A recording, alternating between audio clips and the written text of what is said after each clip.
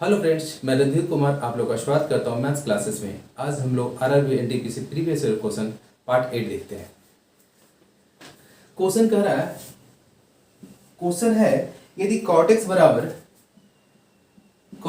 बराबर 5/12 दिया हुआ है तो क्वेश्चन पूछ रहा है कि 1 plus tan square x minus sec square X what, ये पूछ रहा है क्वेश्चन।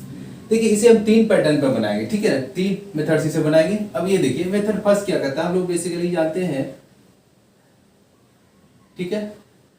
तो बेस एक्स है ये, तो cot x बराबर 5/12 मतलब क्या होता है, आधार बटे लंब, ये हो गया।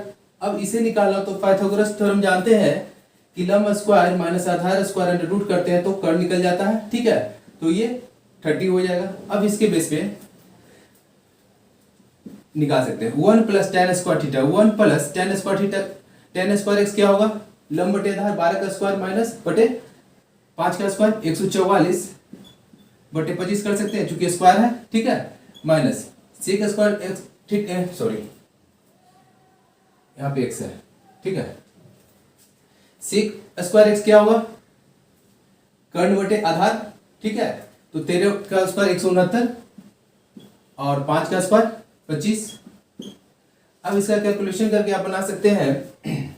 आपका यहाँ पे ऑप्शन दिया हुआ है, ठीक है। ऑप्शन ए जो दिया हुआ आपका 1, बी दिया हुआ है 1/25, सी दिया हुआ है 25 और डी दिया हुआ है 0। ये ऑप्शन आपका दिया हुआ है। अब यहाँ पे देखिए आप कैलकुलेशन बेसिक ढंग से बना सकते हैं। मारे देखिए ये सब कैलकुलेशन में अप्रोक्सीमेट वैल्यू से भी बना सकते हैं। देखिए कैसे, क्योंकि यहाँ पे ऑप्शन जो भी बहुत वेरी कर रहा है इसके बेस पे हम बना सकते हैं। देखिए यहाँ पे क्या होगा, यदि इसको डिवाइड करते हैं तो अप्रोक्स मान सकते हैं 6 से कटेगा, 6 से थोड़ा कम होगा, 6 से थोड़ा कम होगा।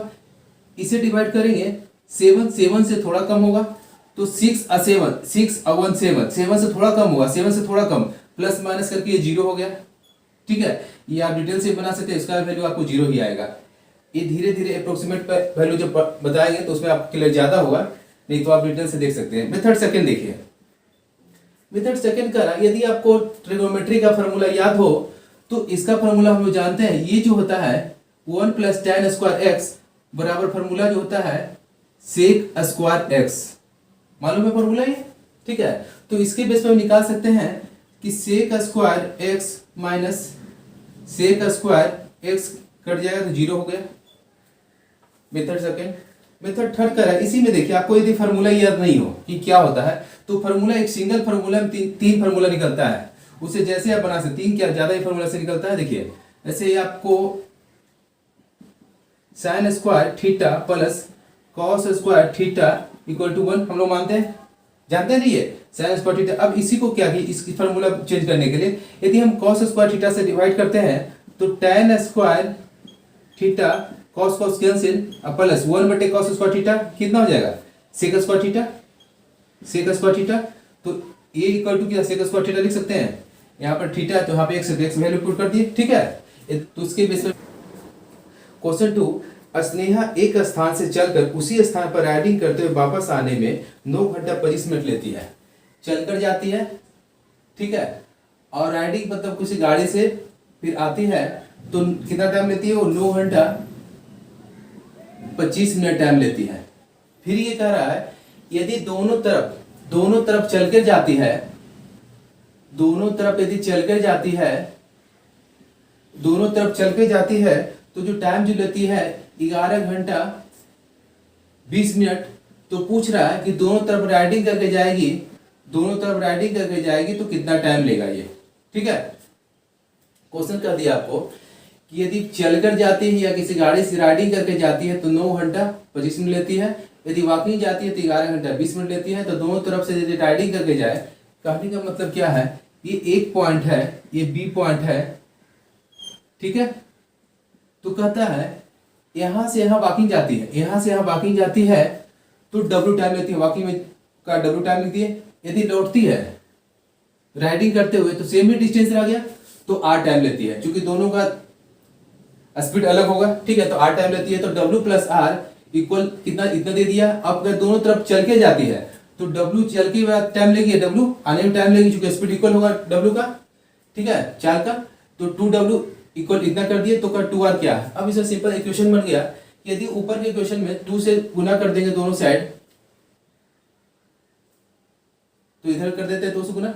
यहां पर देखिए 2W प्लस 2R बराबर 18 घंटा 50 मिनट हो जाएगा, ठीक है।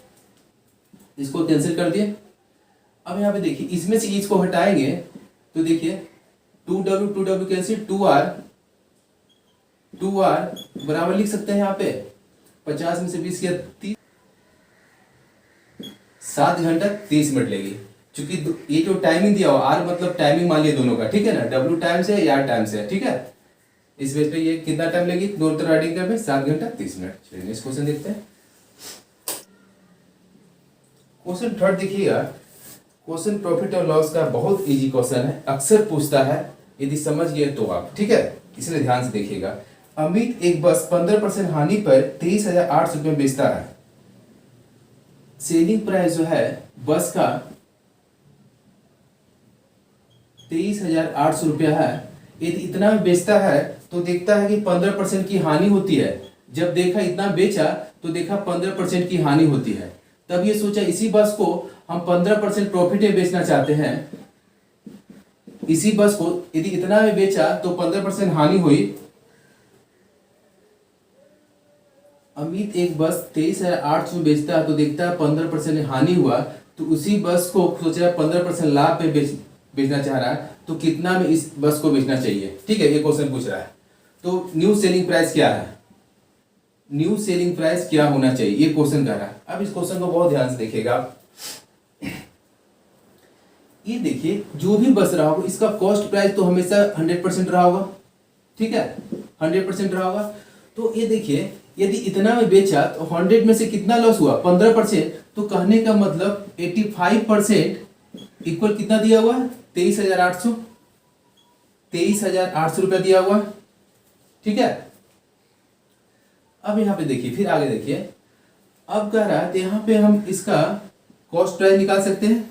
100% बराबर कितना निकाल सकते हैं, 23,800 बटे 85 इंटू 100।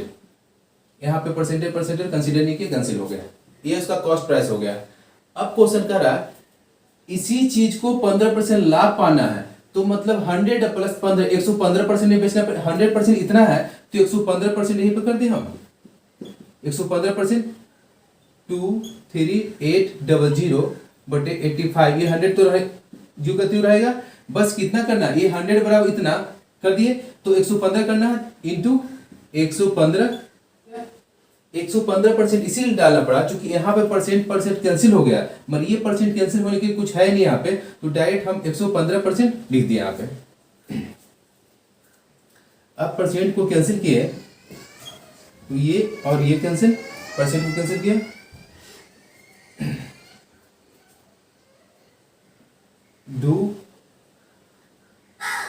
चौथी अभी वाली 28 32,200 रुपया इसका नया विक्रयबल हुआ है, ठीक है। मगर अब ये जो विक्रयबल तो हम इसे बेस बाय बेस इसीलिए बताएं क्योंकि फर्स्ट बार बता रहे हैं, इसलिए हर चीज स्टेप बताया आपको। मगर देखिए एग्जाम में आपको बस इतना ही करना है, इतना से ही आंसर निकल सकता है, आप कर सकते हैं। अब देखिए कैसे करते हैं, इसको फिर से देखिए, इसके बाद मैं बताता हूँ। कोई भी चीज का 100%, 15% लॉस तो 85% निकाल दिए, तो कॉस्ट प्राइस 100% निकाले इसके बेस पे, तो कर 115% क्या है, तो चूंकि यहाँ इसीलिए परसेंट, चूंकि परसेंट कैंसिल हो गया, मेरे यहाँ 115% इसलिए डालना पड़ा चूंकि ये सिंगल रह गया, तो डायरेक्ट 115% डालना पड़ा, कैलकुलेशन किया 32,200 आ गया। अब इसी चीज को देखिए,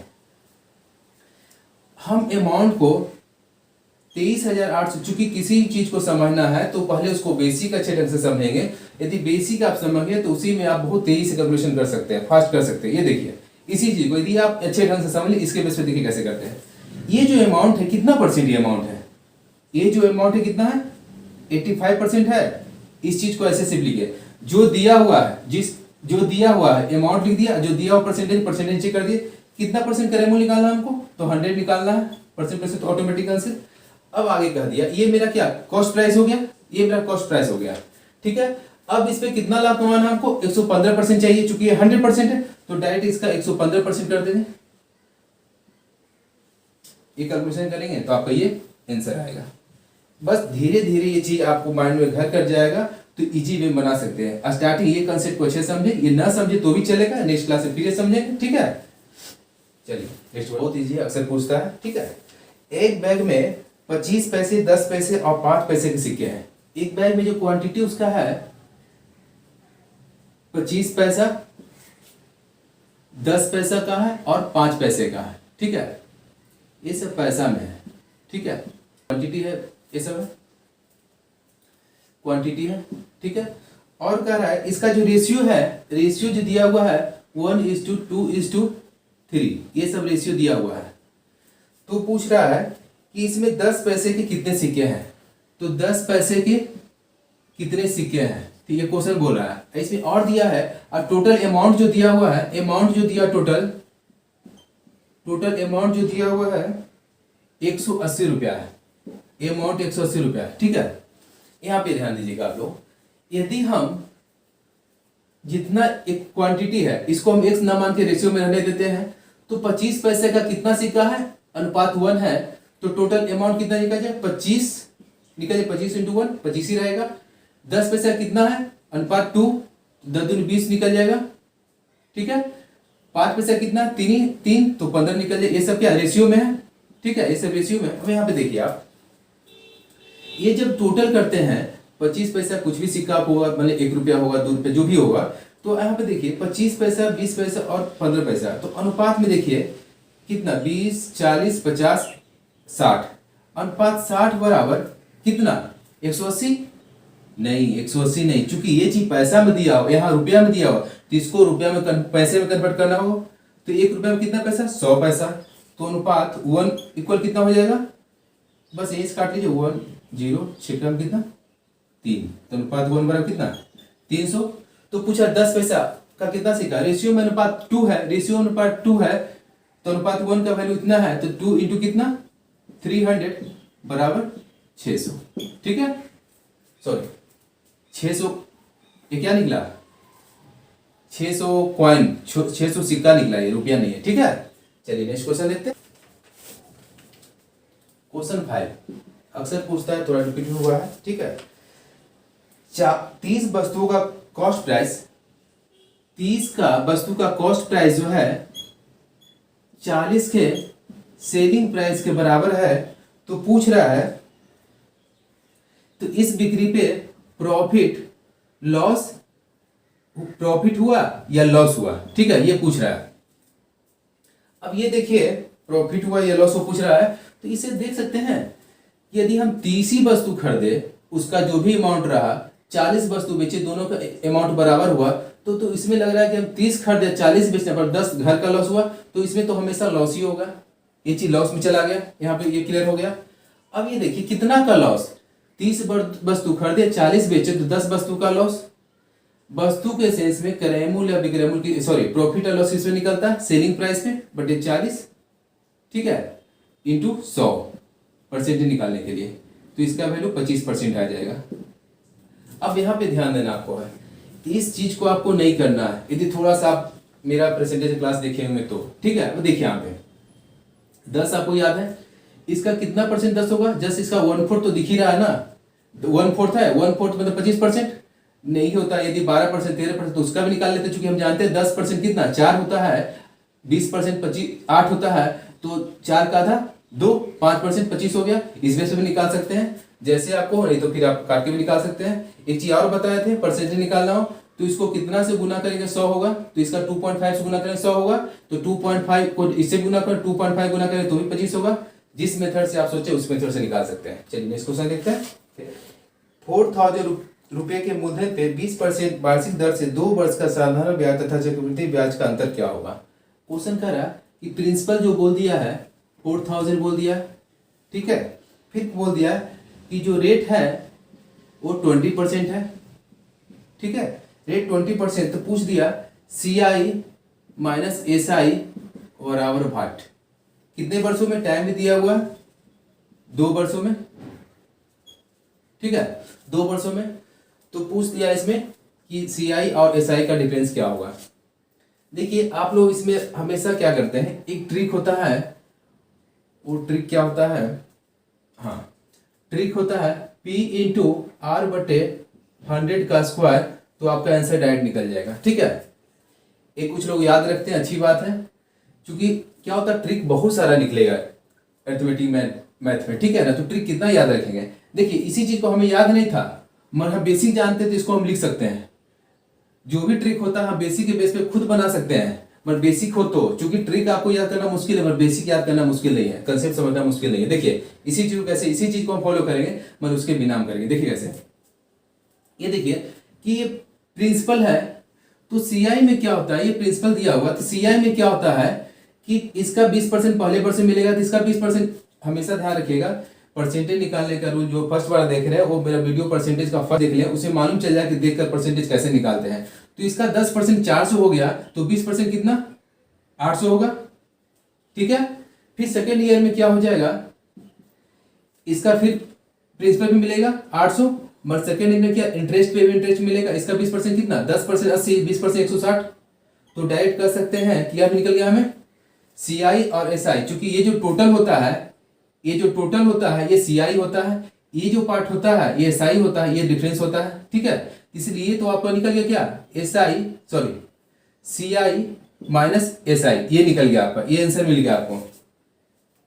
अब देखिए इसी चीज को कैसे यूज करते हैं यहाँ पे, इसी चीज को जब बार बार बनाएंगे तो आपको माइंड में इमेज बनेगा कि हम करते क्या है। इसका हम 20% निकालते हैं, फिर इसका 20% निकालते हैं, यही करते हैं ना डिफरेंस निकालने के लिए। चूंकि आप जितना प्रैक्टिस करेंगे उतना आप फास्ट करेंगे, क्योंकि ये सब लिखने, ये सब क्वेश्चन जो होता है ना RRB का या अदर स्टेट लेवल में, कैलकुलेशन आप बहुत सारा माइंड में कर सकते हैं, मगर आप लोग क्या हर चीज में कॉपी पेन का यूज करते हैं, इसलिए प्रैक्टिस गलत है। जैसे सोच सकते हैं हम लोग, इमेज सोच सकते हैं कि इसका 40% 20% 800, फिर 800 का 20% कितना होगा 8 2 16 160, डायरेक्ट बना सकते हैं। ये लिखने की जरूरत नहीं, बस मन में कर सकते हैं। मगर आप ट्रिक याद करेंगे तो हमेशा आपको ये कैलकुलेशन इतना करना पड़ेगा कि R का स्क्वायर कितना 400 बटे 100 गुने 100, ये हमेशा लिख के ही करना पड़ेगा, क्योंकि इसका कैलकुलेशन किए तो इसका 160 हो गया आपका आंसर। ठीक है, चलिए नेक्स्ट क्वेश्चन देखते हैं। क्वेश्चन 7 एग्जाम में अक्सर पूछता है। ठीक है, इसे बनाने का 2-3 रूल है। ठीक है, आप जिसमें कंफर्टेबल हो वो बना सकते हैं, बस क्वेश्चन के स्टैंडर्ड पर डिपेंड करता है क्वेश्चन कैसा दिया हुआ है। ठीक है, तो 23 बटे 62 और दिया हुआ 48 बटे 93 पूछ रहा है इसका एलसीएम क्या होगा। इसका एलसीएम पूछा, तो एलसीएम का फॉर्मूला जानते हैं, यदि फ्रैक्शन में दिया हुआ हो तो एलसीएम बटे एचसीएफ, ये हम जानते हैं। ठीक है, अब इसी बेस पे निकाल, इसमें ऑप्शन दिया हुआ आपको, ऑप्शन ए जो दिया हुआ है 143 52 बटे 34 बटे 31। ठीक है, ये ऑप्शन दिया हुआ है। अब यहाँ पे देखिए, जब भी आपको एलसीएम एचसीएफ कुछ भी निकालना हो ना, तो कभी आपको कैलकुलेशन करने की जरूरत नहीं है। ठीक है, जब इजी हो तो आप कर सकते हैं, अदरवाइज नहीं। अब देखिए इसका एचसीएफ देख रहे हैं हम, एचसीएफ देख रहे हैं तो सबका इक्वल है, तो इसके बेस पे चारों आंसर निकल रहा है, नीचे तो है ना, नीचे सब इक्वल है, कोई भी नहीं छटा। अब इसके बेस पे देखिए 13 23 और 48 का एलसीएम निकालना है। एलसीएम निकालने का रूल क्या बताए थे, इस पे ध्यान देना है। मगर ये ध्यान देने के बाद ये तीनों का जब आप एलसीएम निकालेंगे तो जो भी एलसीएम निकलेगा इससे भी कटेगा, इससे भी कटेगा और इससे भी कटेगा। ठीक है, तो हम बेसिक ऐसे उस बेस पे भी एलसीएम निकाल सकते हैं, मगर इसमें कोशिश कीजिए कि आप ऑप्शन के बेस में निकालने के लिए। ठीक है, यहाँ पे देखिए इससे कटेगा, इस 13 से काटना बाद देखते हैं, 23 से, इससे बेस में 8 से चेक कर लेते हैं 8 से कौन कौन कट रहा है। ठीक है, 8 से देखें लास्ट 3 डिजिट थे, 8 4 32 ये कट रहा है, 8 5 40 ये नहीं कट रहा है। ठीक है, ये नहीं कट रहा है, 8 5 40 ये कट रहा है, 8 6 48।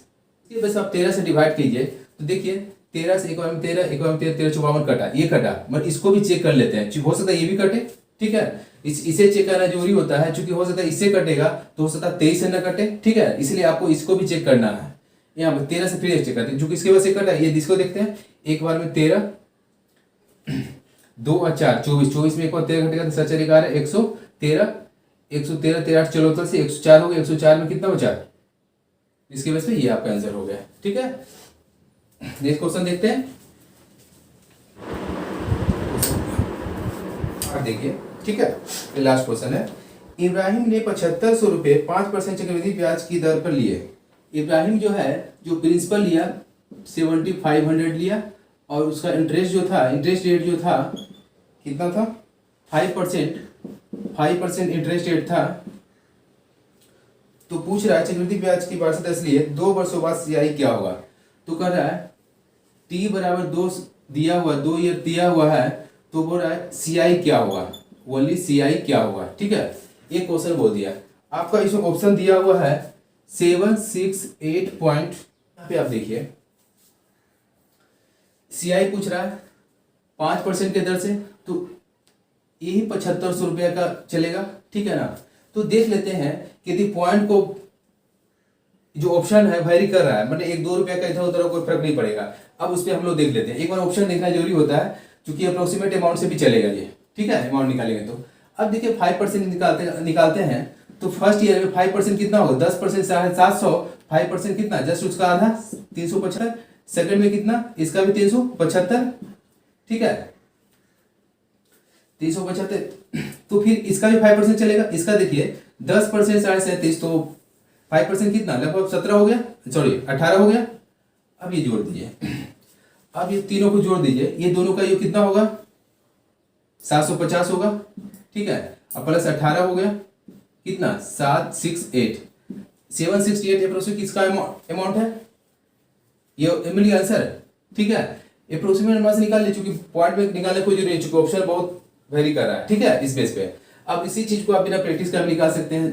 देखिए मालूम है 5%, 5% 10% होगा। डायरेक्ट देखिए यहाँ पे ये तो 10% होगा ही, 10% होगा ही, तो डायरेक्ट हम कितना, आप जब प्रैक्टिस करें तो धीरे धीरे ऐसा आ जाएगा कि ये सब बनाने की जरूरत आपको होगा नहीं।